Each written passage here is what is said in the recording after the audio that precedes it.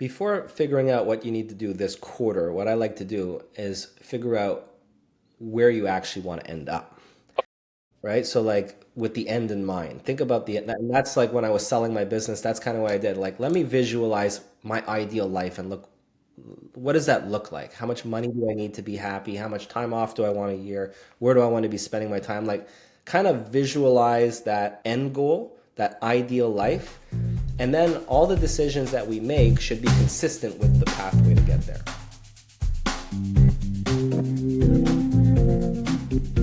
Welcome to Beyond the Books. Welcome, Ryan. Thank you very much. I'll let you introduce yourself, but I'm Justin. Ryan, who's very, very thankful for joining us, is current founder of Future Firm. You've probably, if you've tuned into the accounting online world, you've probably seen him. Former owner of Zen Accounting. Can't think of anybody better to get us sort of thinking about and set up for 2025. Really excited about talking through sort of your background, Ryan, everything that you've done previously, that you've and I think some of the learnings around setting up the automation process, the structured approach to the firm is really going to resonate with the audience. Maybe I'll let you do a brief introduction, and then I'll start peppering you with questions. And this should last about 35 minutes. We'll see where we go. And I'll turn it over to Ryan. Justin, thank you very much. Thanks for having me here. Hope everyone's doing well today. My name is Ryan Lazanis. I'm a CPA, born and raised in Montreal, Canada. I started an accounting firm over 10 years ago called Zen Accounting.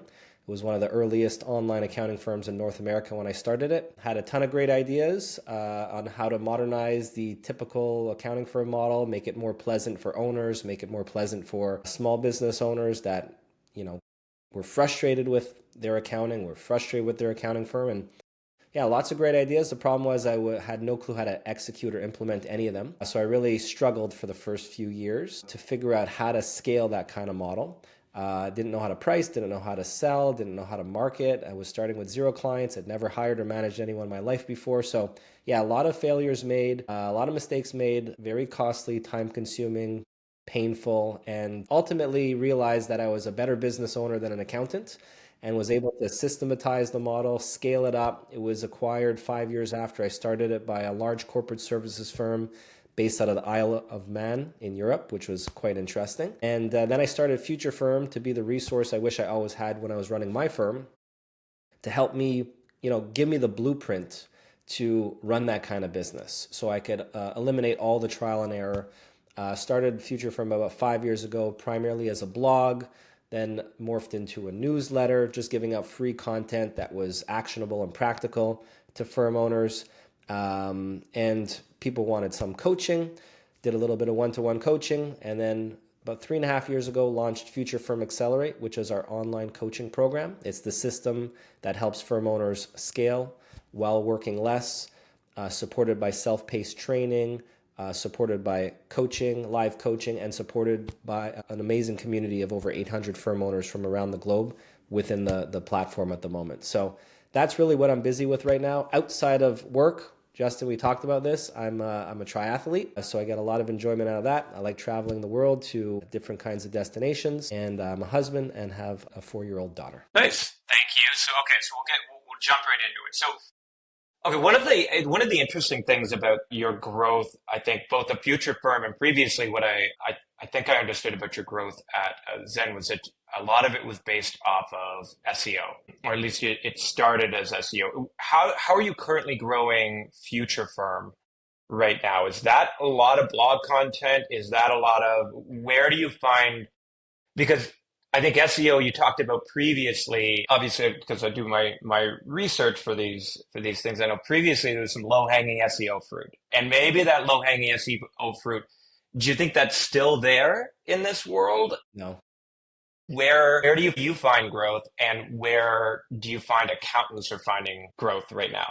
So I got into search engine optimization and blogging by mistake. When I started my firm, I didn't know how to market, and my first marketing tactic was finding online business directories and getting email addresses and emailing people out of the blue. And obviously that didn't work. And I bought a book this thick on how to run Google Ads and tried to do it Yeah, myself, and that didn't work. And then I just started writing blogs on like a tech blog, yeah.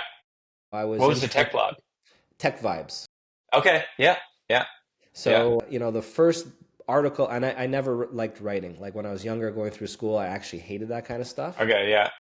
But the first blog I wrote was Online Accounting and the Death of a Dinosaur. And the dinosaur was typical traditional accounting firm model. And I wrote that like over 10 years ago, and that gained traction on that blog, and people started emailing me and commenting on the post. I was like, okay, well, let me do more of that stuff. And back then it was super easy because you could write almost anything. I'd write like top apps for like software companies, top accounting apps for software companies. And And like, then suddenly you're no, ranking for that. yeah, and like I'm like number one, so I Right. just Okay. just started doing a lot of that stuff, and we got a Okay. lot of that coming through Google. Today you can't do that. Today Right. it's Sorry like, to break it to everybody here, but you can't write top 10 accounting tech apps for accounting firms and rank anymore. so like Yeah. I think it's like the hardest tactic today, blogging Okay. and SEO. So like we employ like two full-time writers, a full-time like CMO on the team, like just trying to wrangle the blogging stuff. It's like Yeah. it's a beast. But Okay. it provides dividends. Today, what I think works very well, like I think email marketing, I think most firms have, dozens of clients, a bunch of clients, and they can tap into that a little bit more. So there's a bunch of email marketing tactics. It doesn't cost anything, and you're not dealing with When you say algorithms. email marketing, do you mean like cold outbound sort of stuff or I leveraging don't your like existing? leveraging existing. I don't like Okay. cold outbound personally. I never Okay. recommend that. But leveraging existing, every 3 months asking for referrals by email. There's automated ways to do it as well. What else? I like sending out like newsletters as well. Like if you do a newsletter right, you're going to get more upsells from your clients, more referrals from your clients. So there's a way to do like a newsletter strategy. So I like email marketing because it's effective and it's virtually free. I like partnership marketing as well because a lot of firms they don't have a large audience. So we could tap into other audiences. Like what we're doing right now is a partnership of some sort where it's like now I have access to all of Method's audience. Everyone who is going to be watching this is coming from you. It's not coming from me. So like there's ways to get in front of other people's audiences. And networking is still tried, tested, and true. It's not like the sexiest thing out there, but it's still tried, tested, Right, and but true. for a small or medium-sized firm, right, for with an owner and 5 or 12 employees, right, somebody like that who's not looking to scale dozens of customers a week. It's these sort of tried and true methods that may not feel the most incredibly tech savvy, but can still like if you plug away at it, can still move the needle over time, right? Yeah, I mean, like, look, it all depends on your objective. Sometimes I have firms that come to me and say, I just need 10 really good clients this year. So why waste your time on like this complicated social Right. media stuff with all the noise that's out there? Go out once a week, 1 or 2 hours a week, and just do that and go to these different networking events. That's all you need to do, really. Yeah, yeah, agreed. Okay, so zooming back a little bit around the founding of Zen, maybe you can talk about the sort of the key areas that you feel like differentiated you, not necessarily against the competition then, because I think that's important, but I think the biggest takeaway is that what you found was a system that worked for you, right? That worked for your lifestyle, that allowed you to absorb clients and get them working in the way that you wanted them to work versus being super reactionary. Because I think that's how, especially as we think about 2025, that's how if you can stop this reactive nature and start to getting clients working in your way, that's how you start to build repeatable processes. And that's where you find time to actually make these 2 or 3 phone calls as opposed to responding to your 1,000 emails in your inbox. What were the major critical like areas of success that allowed you to kind of systematize your process that made Zen accounting super successful? I think there's two things that come to mind. The number one thing, and this is something that I teach all of our students inside the program, is the productization of what you do. It's not a hodgepodge of like, okay, I'll do like this client gets a bit of tax and like it gets a little bit of bookkeeping in this manner. And then for this client, we're going to completely, we're going to use whatever apps they're using and we're going to, just offer them bookkeeping services. And this client's going to, no, there's a formula, right? This is the product that you're getting. This is our bronze product. And this is the combination of services and features that you're going to get that's going to provide you with a certain result. And this is our silver product, and this is our gold product. And if you could, that's your formula, that's your recipe for success. So if you get all clients onto those formulas, onto those same recipes, it's much easier to onboard them. It's much easier to train your team on them. It's much more easier to get them into the routine service delivery processes. It's very hard to scale a professional services business if you don't productize your services. That's the first key to systematization in that kind of business is have set packages, have set formulas, and get all clients onto those. Okay.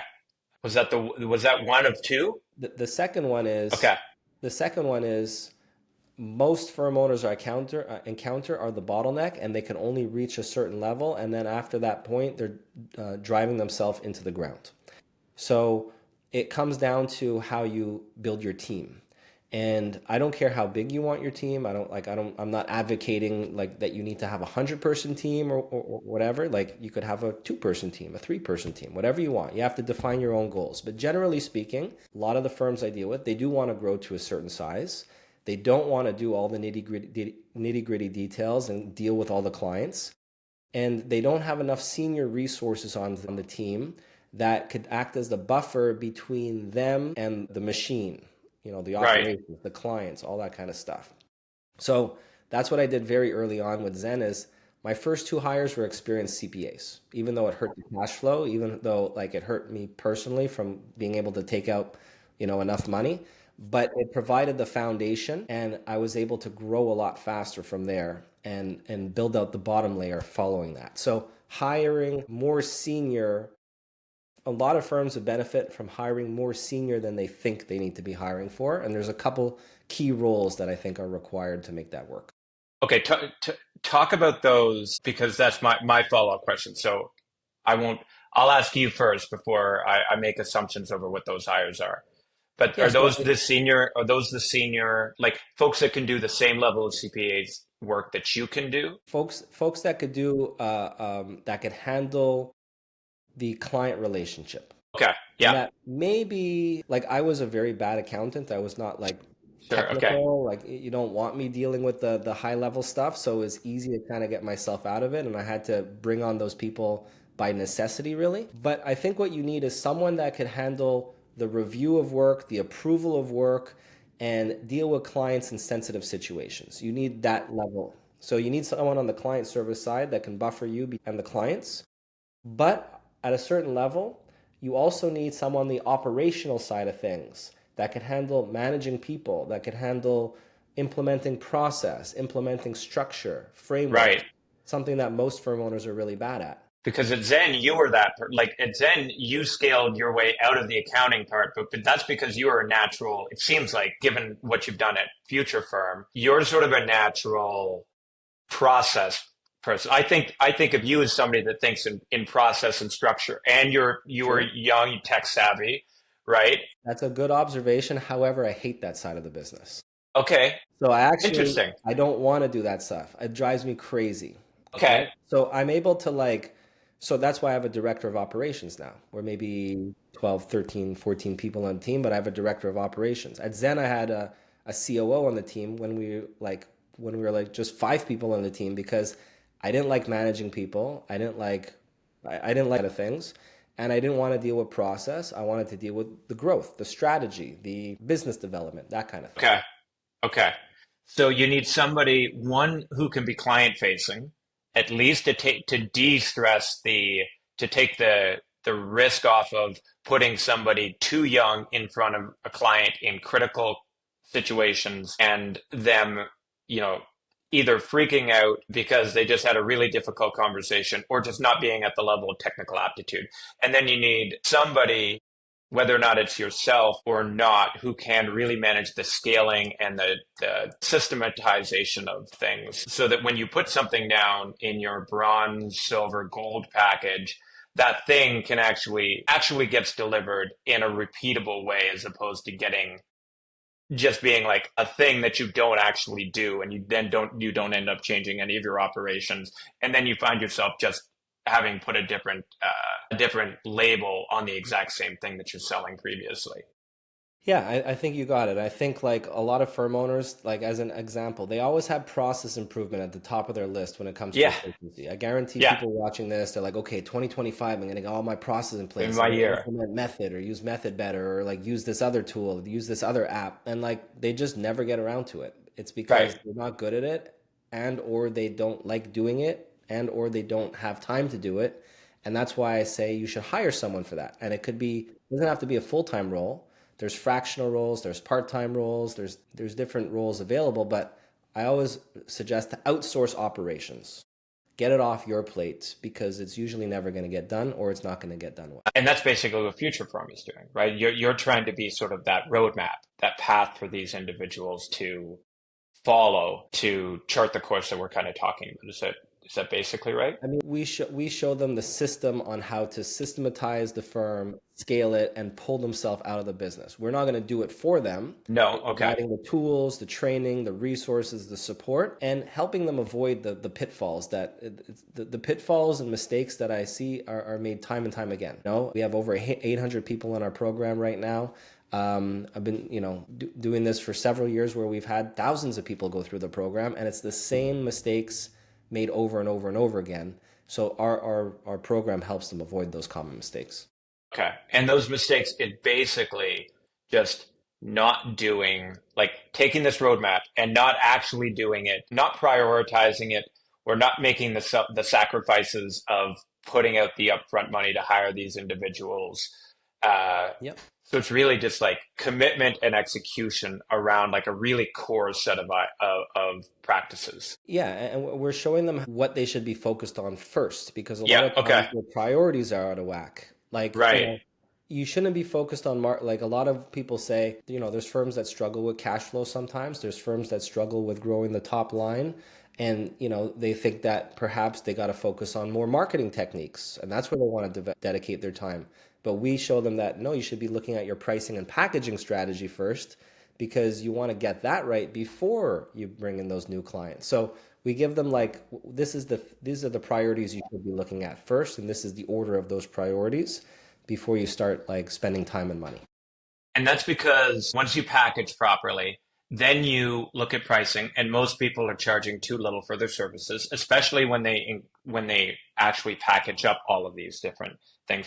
Then they can charge a little bit more. Then maybe they make the same amount of money with less clients. They buy themselves some time as opposed to tossing a bunch of marketing and throwing a bunch of new clients at a broken system that's only going to cause more chaos, not less. Absolutely.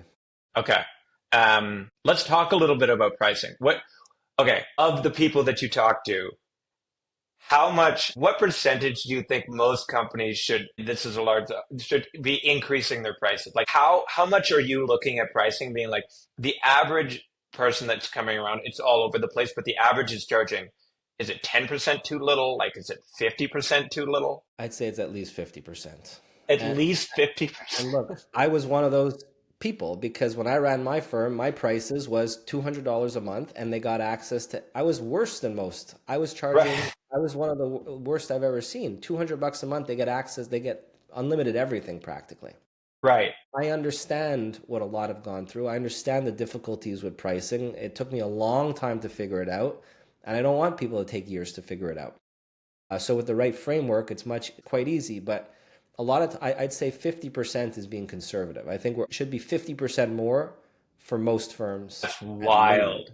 How do you talk? and You go into that's based on actual data, by the way. It's not Right. Okay. So you we're go not into you yeah. go into one of these accounting firms, you look at them, you're like, you should increase your prices 75%. All of them look back at you like you've just told them to go like light their business on fire. Like, you must be crazy. How do you talk them off this?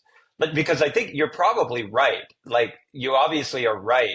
But like, how do you talk them off this ledge of being like, of actually pulling the trigger? Yeah. There's a process to go through. Okay. It's Okay. not just like, okay, here's the number, Right? You'll do this. send an email out to everybody being like, FYI. And I identify quite a bit with these firm owners because again, I was a firm owner and a lot of them are very like you might not be able to tell from this conversation, but I'm actually highly introverted and very shy. That's like my Okay. natural state. Okay. So like being confrontational like that is not something that I'd like to do where it's like, okay, you're paying $200, now you got to pay $800 a month. Not something I'd like to do.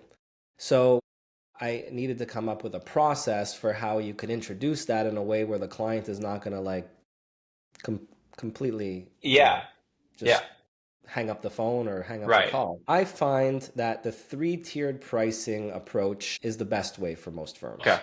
because if you do it right, you're not telling the client you have to take the $2,000 a month plan. You can tell the client, well, we have this lower price plan available. It just doesn't include everything you want, but that price point does exist if you like it. So the bronze could include a price point that they would be happy with. Perhaps it would not include everything in that service and feature list that they want, but it's at that price point. That's where we introduce the silver at a much higher price point, a more aggressive price point that includes everything they want.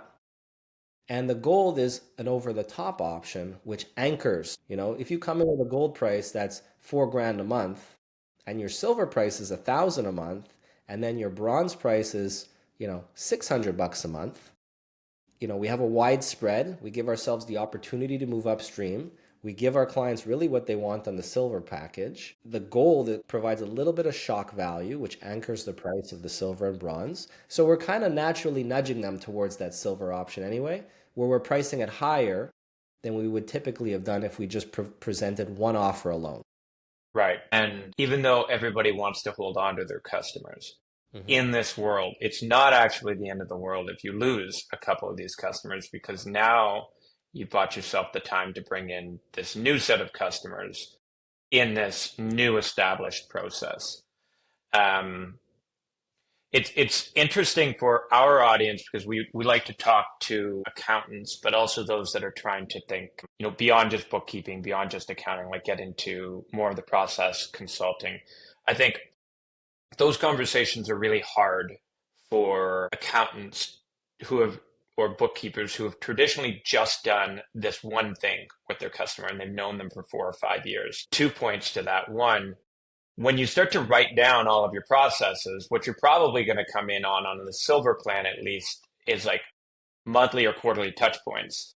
And you need something to talk to them about that other than just, did you input your information? You're going to start to talk about cash flow and, future financial decisions. And those conversations, this can almost be a forcing mechanism of having those conversations as opposed to just sort of being like, hey, you want to talk about the future of your business, even though the only thing you've ever done with me is talk about, your bookkeeping previously. So I like that. And then once you get into the system, then you can bring new clients in who might view you in this sort of newer way of both a consultant and an accountant, which can be useful. When And you we can't decided just to, charge oh, go ahead. significantly more. We can't just charge significantly Right. more without like Yeah. adding some value to what we're doing. And it doesn't, when I say add value, it doesn't mean that we're adding a time to your plate. There's perceived value, right? So, there's services and features that we can include that don't necessarily even take you much time. It could be like on your bronze plan, it could be like, a quarterly Loom video reviewing some of the numbers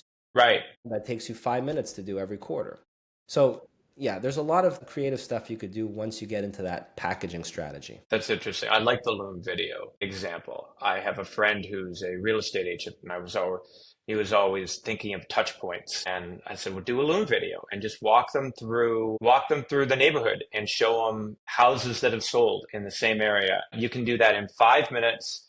And suddenly somebody has like a nice touch point with you that didn't take you that much time, but they're thinking of you, and it's a good way of just sort of keeping your finger on the pulse and keeping a conversation going. When you decided to sell, what was the reason you decided to sell did you have future firm like lined up as a thought? Or are you thinking, I'm just going to go sell this and I'm going to go figure things out? So it was the hardest decision of my life, I'd say, because it was Okay. a good business that was growing, it was a healthy business. It was an attractive business because I started getting approached maybe 3.5 years in with a whole bunch of opportunities for other firms, small firms, mid-sized firms, large firms, the big four, international firms that wanted to acquire the expertise of a more scalable accounting solution. You know, cloud accounting was still in its infancy and we were kind of leading the pack to a certain extent. So other firms caught wind of that and wanted to jump on board, and I was having a lot of discussions. I had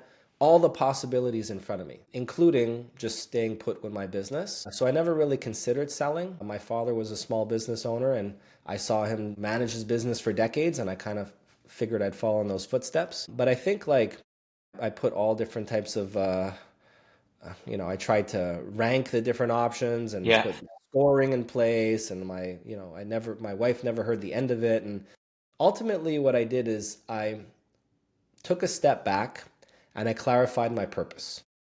And my purpose was really, and the reason I started an online accounting firm in the first place is because I've always been frustrated with the accounting profession. I've been frustrated with the lack of forward movement, the fact that we're operating for the most part in a very archaic model that doesn't serve anyone very well. And that's why I kind of started Zen Accounting in the way that it was, to eliminate the common pain points that people have when dealing with this type of business. So when I clarified my purpose was really to help advance the accounting profession and to help the profession modernize. And I wanted to help other firms. So when I clarified that, the decision to sell was very easy. And I knew exactly what I wanted to do next, which was to create Future Firm. I didn't know exactly what the business model would be, but I knew I wanted to help other accountants or bookkeepers out there implement a better business model for themselves and help modernize the profession. So once that was clarified, um, I had a really good offer to sell the business. I sold it. I helped transition for about a year, and then I immediately started Future Firm. So I started like right away. So there's a lot of people that are sometimes looking to sell their business. I would Yeah. say don't sell until you really know what you want to do next. Right. How much do you think these processes,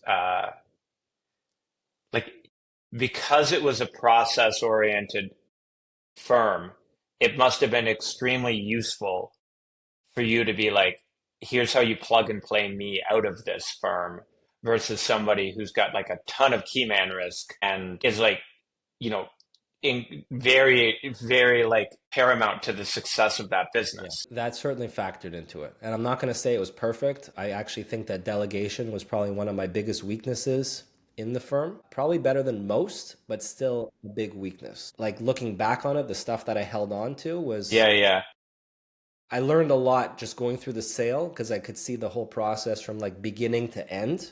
I was like, oh, I would do that differently. I would do this differently. Like if I was running a firm today, there's a lot of things that I would do differently compared to what I know now.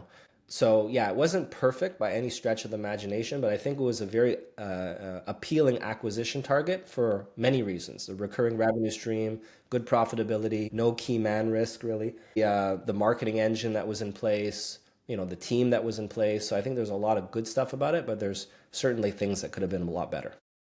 part of this systemization, we've talked a lot about the wins for yourself as the owner of the firm. What was some of the surprise react? And then I think a lot of people think, oh, I'm going to increase the prices. I'm going to do this and that. It's a lot of like me, me, me. Like, what were some of the surprise benefits for clients that, that clients were like, oh, I really appreciate this. This is much better when you started implementing those systems. I think like my why for Zen Accounting was to create an easy, pain-free accounting experience. So everything really centered around that. So when we first started and when it was just me really, I thought like, wow, these cloud accounting tools, people like don't know anything about this and like they're going to be so easy. The client could just do things on their own and we're just going to handle like the advisory and the taxes. I don't want to deal with the bookkeeping. So we had all these packages and things weren't flowing well because we couldn't do the advisory work properly because the books weren't being done by the client properly or on or a timely basis. So then we had to include a process where we said, we can't work with you unless we handle your books. I don't know if I'm actually answering your question here. Yeah. I might have lost No, track. I think so. I think so. It's like the original question was like, what did the Yeah, client get out of it, yeah, yeah, right? yeah, And what I think you're saying yeah, is that the client actually got good, like a not out of control. I think when you mentioned like your goal was to improve the accounting yes, world, it's like the baseline, like my small business accounting, my wife's small business account, the baseline is structure. Like I would just yeah, structure and yeah. knowing what to expect is a big step. So that's what so yeah, going back to what I was saying is like we had these packages and we said, you know what, this is not working anymore. And now the direction that we're going in is we got to do your bookkeeping and it's going to cost you more. And the reason why we're doing this is because we want your accounting to be easy and pain free so you can be saving time and doing other things. So now you got to go on this model. And not Yeah, everybody wanted it. But fair. this is the new package. This is the new pricing. This is why we're doing it. It's for your benefit. We don't think that you should be doing your own books, and this is just how it is. So when we are repricing a client or trying to increase our pricing, it's not about us. It's about the clients. It's about how do we frame the benefit in terms of the client. And if we can't do that, then you're going to have a really tough sell. Yeah, fair. Okay, final question. And this is, yeah, as I mentioned before, we're going into 2025, trying to think through, okay, the major takeaways for this. If you had to say to the audience out here, okay, you've got you've got your year, you've divided it up into quarters, you want to look back over the past year and be super happy with your progress. Can you give them something to be like, just do these things, do one thing each quarter, and by the end of the year, I think you'll be looking back and you'll be operating from a much happier spot if you actually execute on this stuff. Before figuring out what you need to do this quarter, what I like to do is figure out where you actually want to end up, Okay. right? So like with the end in mind, think about and that's like when I was selling my business, that's kind of what I did. Like, let me visualize my ideal life and look, what does that look like? How much money do I need to be happy? How much time off do I want a year? Where do I want to be spending my time? Like, kind of visualize that end goal, that ideal life. And then all the decisions that we make should be consistent with the pathway to get there. So that's like the first thing I like to have people do is visualize that. But generally speaking, the packaging and pricing strategy needs a lot of work for most firms. Generally speaking, if we're not charging on average 500 bucks a month and up for like business related clients, there's a problem and ultimately that's going to drag us down. So I like looking at that as a starting point about let's get better packaging and pricing strategies in place. If we have a team in place, I think we could also start looking at better delegation. That's a big weakness of a lot of firms. It was definitely my weakness as well, as I mentioned to you when I was running my firm. And I think there's just simply a change of mindset that will unlock better delegation for a lot of people. It's not even like implementing better processes. It's more about just changing mindset. There's a lot of things I can go over, but I think really the number one thing that I really preach is the packaging and pricing needs to be proper before we look at hiring more people, before we look at marketing more, before we start thinking about more automation and technology. Let's get the fundamentals right first. Right. Fix your internal systems before you start adding more water to a leaky or chaotic bucket, as it were. Exactly. Okay. Well, thank you very much, Ryan. We really appreciate it. I know you came in here feeling a little under the weather, so we appreciate you getting through this with us. If anybody wants to find you, where should they head?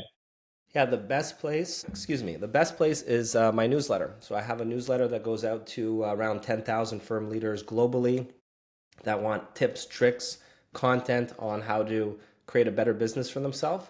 They can go to futurefirm.co/newsletter and get access to that there. Okay, perfect. We will include said links in all the posts, so you shouldn't have to search for it too hard. So thank you very much. This will be the final episode of the year, and we just want to say a huge thanks to you, Ryan, for doing this with us. Justin, thank you for all the great questions. I appreciate it. Okay, appreciate it. Thanks, Ryan. Take care.